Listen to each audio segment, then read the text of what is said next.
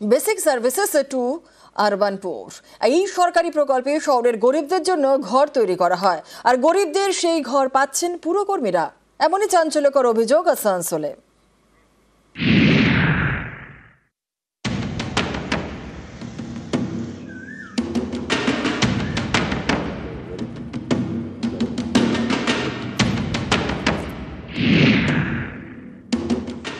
আবাসনের বাইরে দাঁড়িয়ে গাড়ি, ঘরে লাগানো এসি। এই ঘর নাকি শহরের গরিবদের জন্য। দেখে কি আদৌ মনে হচ্ছে গরিবদের আবাসনের ঘর? মনে হবে কি করে? গরিবদের ঘরে তো থাকছেন পুরসভার কর্মীরা। চাঞ্চল্যকর অভিযোগ আসানসোলে।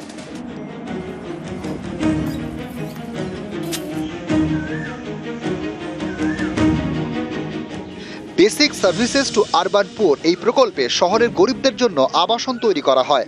অভিযোগ, আসানসোলে গরিবদের এই আবাসনে ঘর পাচ্ছেন পুরসভার কর্মীরা।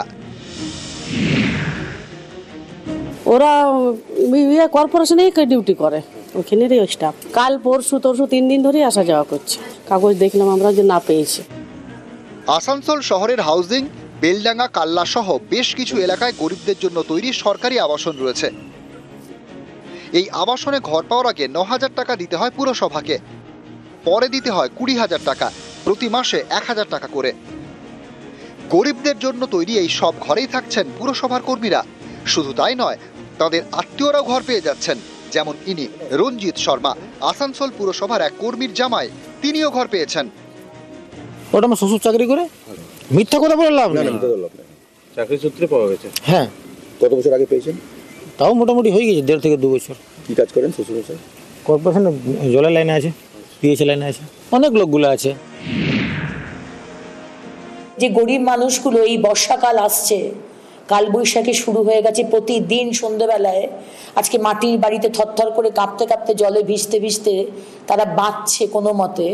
সেই মানুষগুলোকে আজকে এই বিএসইউপির বাড়িগুলো না দিয়ে আজকে আসানসোল মিউনিসিপ্যাল কর্পোরেশন তার কর্মীদের ওখানে থাকার ব্যবস্থা করছে বা বিক্রিও করছে বোধহয়। এটা কি উচিত? তারাই তো পাচ্ছে, কে বড় লোক পেয়ে যাচ্ছে? আর কে বড় লোক ওখানে যে থাকবে? যে নেতা বলছে সে নেতা 2 দিন থেকে আসবে ওখানে।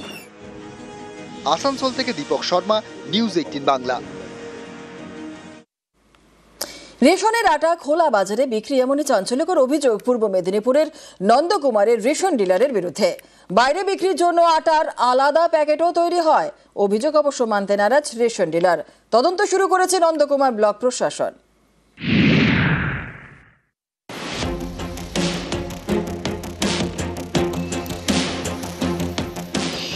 বড় প্যাকেট থেকে আটা নিয়ে ভরা হচ্ছে ছোট প্যাকেটে।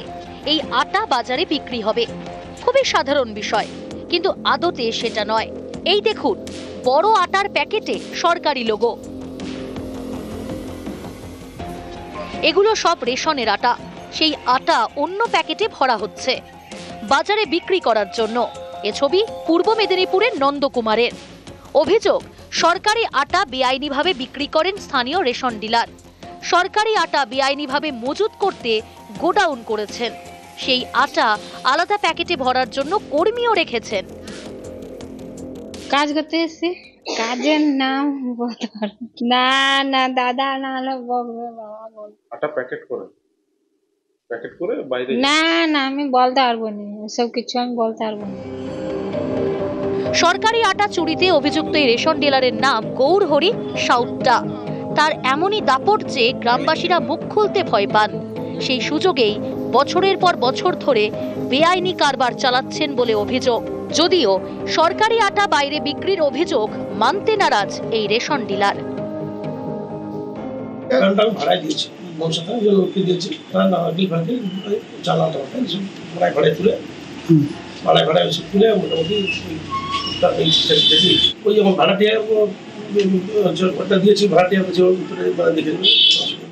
যদি এই ধরনের কোনো কিছু হয় তার তদন্ত করে স্টেপ নেওয়া উচিত এবং না হওয়া উচিত, এটি অবশ্যই বাঞ্ছনীয়। তদন্ত করে যদি দেখা যায় যে উনি এই কাজের সঙ্গে লিপ্ত, নিশ্চয়ই উনার সম্পর্কে স্টেপ নেওয়া উচিত।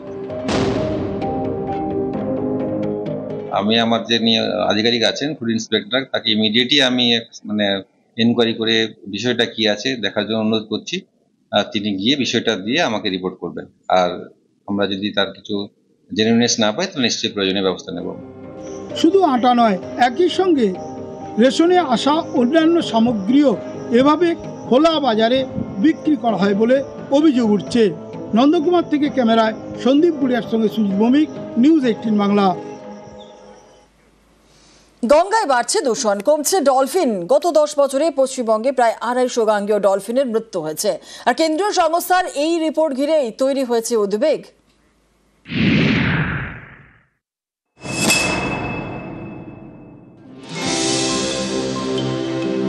এই দেখুন, জলে ডলফিনের খেলা। কখনো জল থেকে উঠে আসছে, আবার জলে ঝাঁপ দিচ্ছে। একসময় হামেশাই এই ছবি দেখা যেত বেলুড় মঠের গঙ্গার ঘাটে কিংবা কলকাতার বাবুঘাটে, আউটরাম ঘাটে। যেই জায়গাগুলি এদের প্রজননের জায়গা ছিল ফ্রেশ ওয়াটার, অর্থাৎ এই বাবুঘাট, আউটরাম ঘাট, এই জায়গাগুলিতেই এদেরকে বেশি সংখ্যক দেখা যেত। এখন কার্যত বিলুপ্ত হয়ে যাচ্ছে এই প্রাণীটি। এই ছবি গত 10 বছরে একেবারে বদলে গিয়েছে। গঙ্গার দূষণে দম বন্ধ হয়ে আসছে ডলফিনের, মৃত্যু হয়েছে প্রচুর গাঙ্গেয় ডলফিনের। এই নিয়ে 2024 সালে রিপোর্ট দিয়েছে কেন্দ্রীয় সরকারের একটি গবেষণা সংস্থা ওয়াইল্ড লাইফ ইনস্টিটিউট অফ ইন্ডিয়ার পরিসংখ্যান অনুযায়ী 10 বছর আগে পশ্চিমবঙ্গে প্রায় 1100 গাঙ্গেয় ডলফিন ছিল। সে সংখ্যাটা নেমে দাঁড়িয়েছে 800-র কাছাকাছি। 10 বছরে প্রায় 250 ডলফিনের মৃত্যু হয়েছে।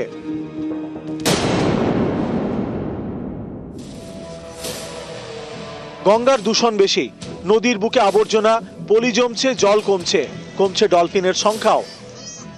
ভারতের বিভিন্ন নদীতে যে ডলফিনগুলো পাওয়া যায় মূলত গঙ্গা, ব্রহ্মপুত্র, আমাদের বাংলায় ডলফিন কমে যাচ্ছে। এটার প্রথম যে প্রশ্নটা মাথায় আসছে, গঙ্গার জলের ঘাটতি। যবে থেকে ফারাক্কা হয়েছে তার চলনের যে পথ, সেই পথে একটা বাধা সৃষ্টি হয়েছে।